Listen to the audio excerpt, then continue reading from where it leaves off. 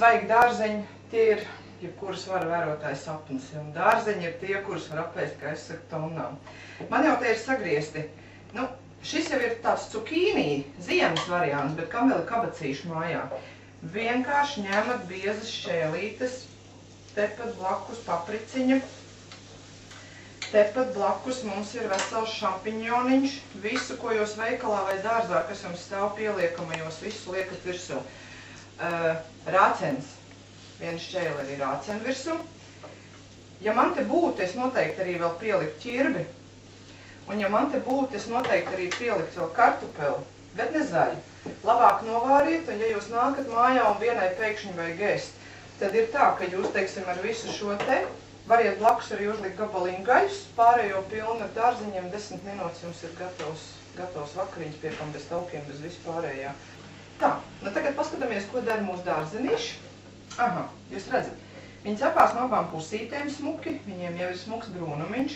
Protams, tie dārzenīši, kas ir plānāki, redzat, griliņiem vēl tāda ļoti laba lieta, viņiem ir tāda neliela maliņa. Tas nozīmē, ka tad, kad jūs liekat tos dārzenīšus vai gaļiņu, cenšties griezt viņus biezāks, viņi arī jums būs sulīgāk un garšīgāk, ja?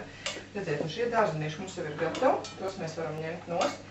Kā jūs jau es sākumā vēlreiz teicu, dārzeņiem vēlams nevērt neko virsū pirms tam. Jo es domāju, ka man jūs jāpārliecina, dārzeņos ir ļoti labas savas garšas visos dārzeņos.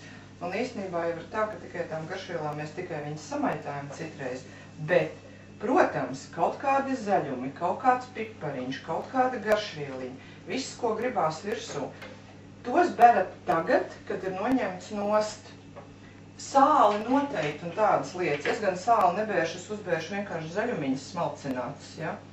Protams, viņiem arī uzreiz smukumiņš ir. Var tagad tiem, kas mīl asāku ēdieniņu, uzberiet tagad to sālīt pa virsmu, ja? Vai ļoti labi ir šitie dārzeņi tagad sasmalcināt un lielā bļodā iekšā vienu karotīti eļļus, viņiem vēl izdalīsies ļoti labu sulu.